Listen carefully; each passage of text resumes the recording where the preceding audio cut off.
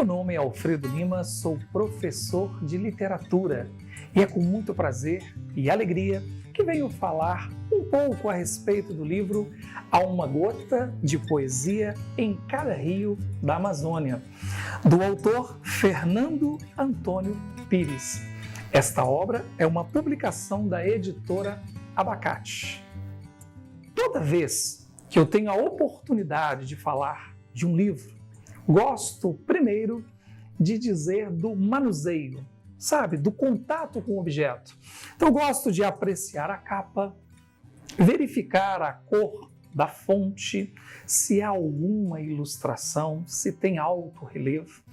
E depois vou com o livro fechado para a quarta capa, porque lá sempre vai ter um texto pista para o conjunto da obra. Verifico também a lombada e quando o livro é novo, gosto de sentir o seu cheiro.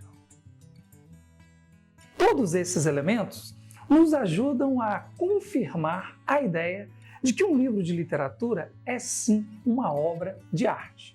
Depois, claro, abro o livro, verifico se tem uma dedicatória, se tem uma epígrafe, dou uma olhada nas ilustrações e aí começa a magia.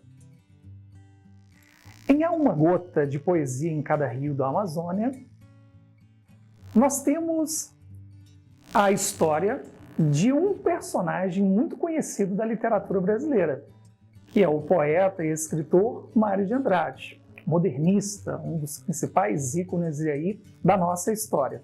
Curiosamente, ele recebeu um pedido, uma proposta lá no ano de 1927 para conhecer a região norte do país. Só que os outros colegas, outros artistas, bem pertinho ali da data da viagem, eles desistiram. O Mário de Andrade ficou um pouco balançado, pensando em desistir também, porém aceitou o desafio e com Olívia Penteado, mais Margarida e Dulce, ele aceitou a proposta. E partiu em maio rumo ao norte do país. Viajaram toda a costa brasileira.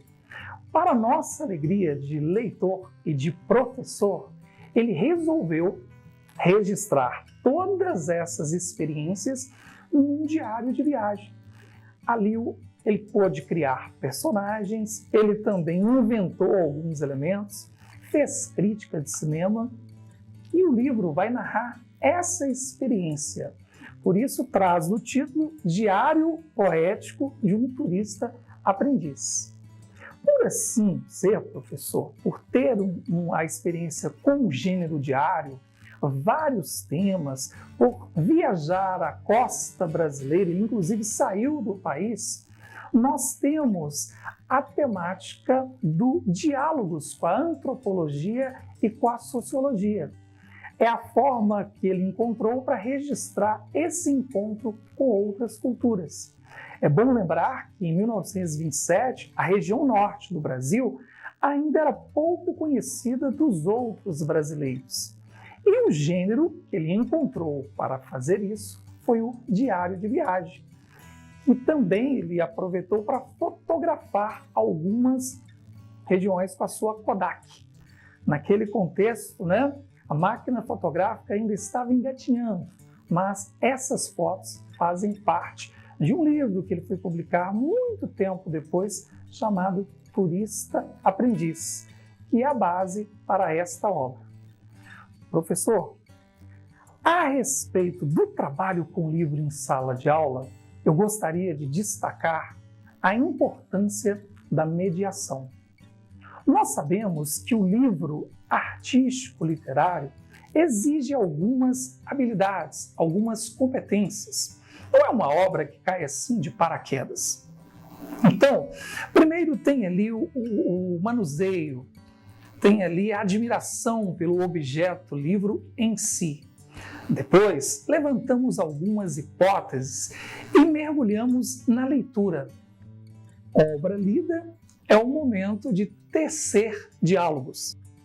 Falando em linhas gerais, como você bem sabe, nós temos a pré-leitura, a leitura e a pós-leitura e, consequentemente, as interlocuções, as leituras complementares. A minha sugestão, falo a minha porque lá no Manual Digital do Professor você terá muitas sugestões de atividades.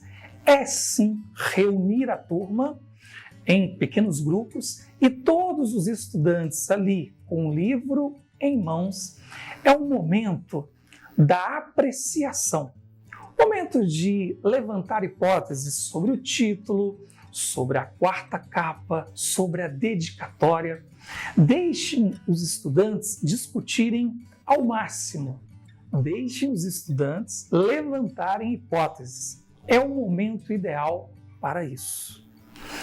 Bom, já no segundo momento, que é o mergulho da obra, o mergulho na obra, a leitura em si, a minha sugestão é que você convoque o professor de artes para dar aquela forcinha, ou seja, para experimentar ali o projeto gráfico e também propor uma atividade muito divertida.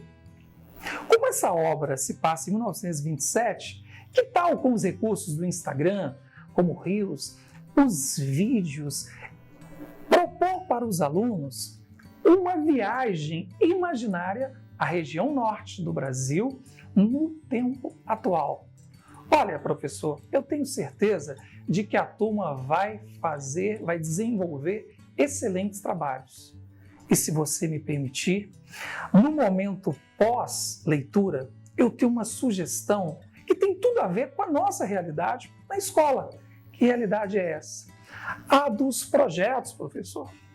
Sim, nós temos a chance de convocar os professores de ciências humanas, sociais e aplicadas, professores também da área de ciências da natureza, e promover uma pesquisa e, na sequência, uma discussão sobre a situação atual de todos os rios que estão mencionados na obra. Quer dizer, os rios que o Mário de Andrade, o personagem Mário de Andrade, teve acesso, não são mais os mesmos rios. E é um momento para a gente discutir essas e outras questões. Eu falei que gosto de sugerir atividades. A última atividade que eu quero sugerir é pensar o contexto da produção artística de 1922. Que tal levar para a escola, para a sala de aula, episódios ou pequenos trechos da minissérie Um Só Coração, direção do Carlos Manga. Por meio dessa série, você vai ter a oportunidade de discutir com os alunos os bastidores da criação de 22. Tarsila do Amaral, Patrícia Galvão, o próprio Mário de Andrade, Oswald e companhia. Tenho certeza de que a aula e as discussões serão riquíssimas. Bem, vou ficando por aqui e até o próximo encontro com mais literatura.